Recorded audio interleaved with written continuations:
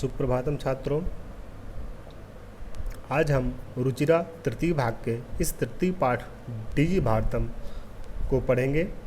डिजी भारतम, जिसे हम digital India के नाम से भी जानते हैं, और इस पाठ को पढ़ने के पीछे हमारा उद्देश्य यह है कि आज हम घर बैठे एक क्लिक के माध्यम से देश दुनिया की खबर हम तक सेकंडों में पहुंच जाती है। और आज इस आधुनिक युग में इंटरनेट का प्रयोग करते हुए हम कितना आगे बढ़ चुके हैं और हमारा देश भारत इस दिशा में कितनी तरक्की कर रहा है, आज हम इसके बारे में जानेंगे। यह डिजी भारतम डिजिटल इंडिया भारत को किस मुकाम पर, किस दिशा पे लेके जा रहा है, इसके बारे में हम अध्ययन करेंगे। डिजी भारतम प्रस्तुत पाठ डिजिटल इंडिया के मूल भाव को लेकर लिखा गया एक निबंधात्मक पाठ है।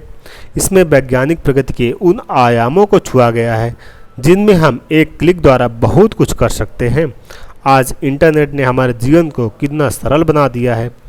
हम भौगोलिक दृष्टि से एक दूसरे के अत्यंत निकट आ गए हैं। इसके द्वारा जीवन के प्रत्येक क्रियाकलाप सुविधाजनक हो गए हैं। ऐसे ही भावों को यहाँ सरल संस्कृत में व्यक्त किया गया है। हम लोग चैप्टर पढ़ते हैं। अद्य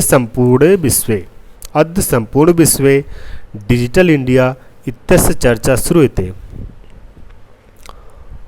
अद्य अर्थात आज, संपूर्ण विश्व अर्थात संपूर्ण विश्व में, पूरे संसार में डिजिटल इंडिया अर्थात डिजिटल भारत इत्यस्य चर्चा श्रूयते, ऐसी चर्चा, इत्यस्य मतलब ऐसी चर्चा, श्रूयते मतलब सुनी जाती है। अद्य संपूर्ण विश्व, आज संपूर्ण विश्व में डिजिटल इंडिया इत्यस्य चर्चा, ऐसी चर्चा सुनी जाती है। अस्य पदस्य कहा भावः, अस्य मतलब इस पद का, किस पद का, इस डिजिटल इंडिया के जो पद है, इस पद का कहा भावः अर्थात क्या भाव है, क्या अर्थ है। इति ऐसी मनस जिज्ञासा, मन में जिज्ञासा उत्पद्यते, मन में एक जिज्ञासा उत्पन्न होती है। काल परिवर्तनेन, काल समय परिवर्तनेन मतलब बदलने के साथ ही, तो काल परिवर्तनेन सह समय बदलने के साथ ही मानवस्य आवश्यकता अपि परिवर्तते, मानव की जो आवश्यकता है वह भी परिवर्तित हुई। तो काल परिवर्तनेन सह समय बदलने के साथ ही मानवस्य आवश्यकता अपि परिवर्तते, मानव की आवश्यकता भी परिवर्तित हुई। प्राचीन काले अर्थात प्राचीन समय में ज्ञानस्य आदान प्रदानम मौखिकम आसीत्, प्राचीन समय में जो ज्ञान का आदान प्रदान लेन देन होता था वह मौखिकम आसीत् अर्थात मौखिक था। विद्या श्रुति परंपराया गृह्यते, इसमें जो विद्या थी वह श्रुति परंपरा अर्थात श्रुति परंपरा से यानी सुन करके, गृह्यते यानी ग्रहण की जाती थी। अनंतरम मतलब बाद में जब समय बदला तो अनंतरम तालपत्रोपरि अर्थात ताल बोलते हैं, ताड़ के जो वृक्ष होते हैं उसको ताल बोलते हैं। और पत्र धन ऊपरी, पत्र मतलब पत्ता, ऊपरी मतलब ऊपर, तो ताड़ के पत्तों के ऊपर, ये ताड़ के जो वृक्ष होते हैं इनके पत्ते बहुत ही बड़े होते हैं। भोजपत्रोपरिचा, भोज भी एक वृक्ष का नाम है और इसके भी पत्ते काफ़ी बड़े होते हैं। तो अनंतरम बाद में तालपत्रोपरि चा भोजपत्रोपरि, जो चा होता है, इस चा को जब हम अर्थ निकालते हैं तो यह दो, जो पहले वाला शब्द है इस पहले वाले शब्द के यहाँ पर लग जाता है, पूर्व में लग जाता है। तो बाद में तालपत्र के ऊपर और भोजपत्रों के ऊपर लेखन कार्यम आरब्धम, लेखन कार्यम अर्थात लिखने का कार्य प्रारंभ किया गया। परिवर्तन काले मतलब बदलते हुए जो समय है, काल में कागज का और लेखन्या यानी लेखनी कलम का चा फिर आ गया, तो चा को हम लेखन्या के पूर्व रख देंगे।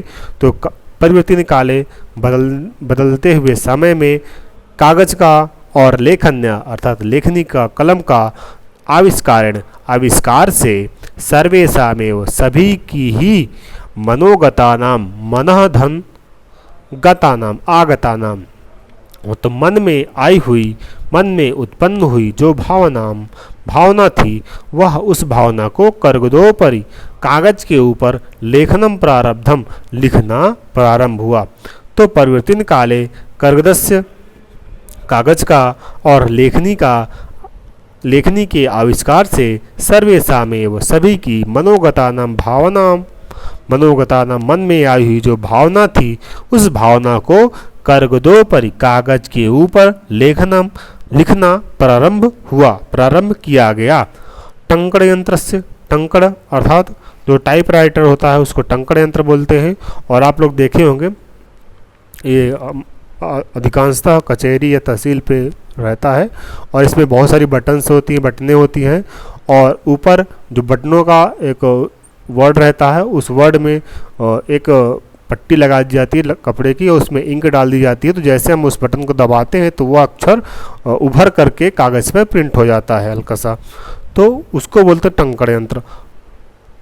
और जैसे आप लोग कंप्यूटर का कीबोर्ड देखे होंगे ये वैसा ही रहता है।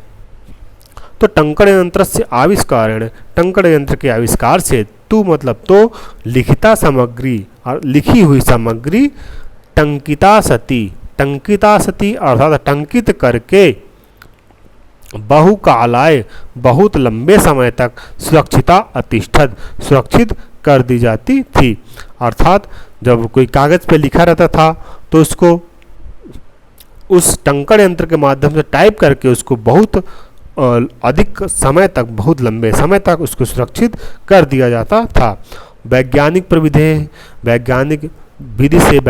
प्रविधि से जो प्रगति यात्रा जो थी वो पुनरपि अग्रेगता और भी आगे बढ़ी। जो प्रगति यात्रा अर्थात जैसे प्राचीन काल में जो विद्या श्रुति परंपरा से ग्रहण की जाती थी, उसके बाद तालपत्रोपरि और भोजपत्रोपरि के ऊपर लेखन का कार्य आरंभ हुआ और उसके बाद कागज के ऊपर लिखना प्रारंभ हुआ, फिर उसके बाद टंकड़ यंत्र के माध्यम से लिखना आरंभ हुआ और फिर इसके बाद वैज्ञानिक विधि से जो प्रगति यात्रा और भी आगे बढ़ी। और अद्य सर्वाणि कार्याणि, अद्य मैंने बताया था स्टार्टिंग में, अद्य मतलब आज, तो आज सर्वाणि कार्याणि सभी कार्य, बहुवचन में कहा सर्वाणि कार्याणि, आज जो सभी कार्य संगणक नाम के, संगणक किसे कहते हैं? कंप्यूटर को हम संगणक के नाम से जानते हैं। जो कंप्यूटर होता है उसको हम संगणक कहते हैं संस्कृत में।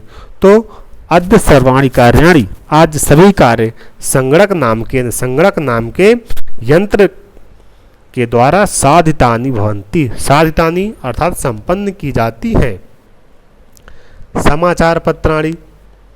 समाचार पत्र, न्यूज़पेपर, पुस्तकानि, बुक्स, चाहे फिर आ गया चाहे को हम दोनों के बीच में ले आएंगे। तो समाचार पत्र और पुस्तकें कंप्यूटर माध्यम से पठ्यन्ते पढ़ी जाती हैं और लिख्यन्ते और लिखी जाती है। कर्गद धन उद्योगे अर्थात कागज के उद्योग में वृक्षों का उपयोग वृक्षाः कर्तन्ते, वृक्षों को, पेड़ों को काटा जाता था, यानी कागज के उद्योग के लिए वृक्षों का उपयोग होता था और उन वृक्षों को काटा जाता था।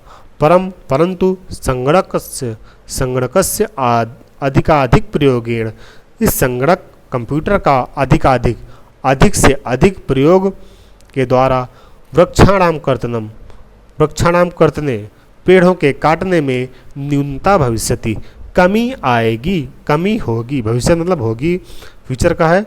तो जब हम संगणक यंत्र का अधिकाधिक प्रयोग करेंगे तो उस अधिकाधिक प्रयोग से जो पेड़ों का कटना था उस कटने पे न्यूनता भविष्यति, कमी आएगी। इति विश्वासः, ऐसा विश्वास है।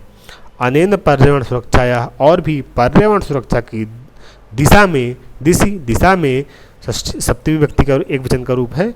तो अनेन पर्यावरण सुरक्षाया, और यह पर्यावरण की सुरक्षा की दिशा में महान उपकारो भविष्यति, महान उपकार होगा। तो आज हम इतना ही पढ़ेंगे आज की क्लास में। Okay, thank you.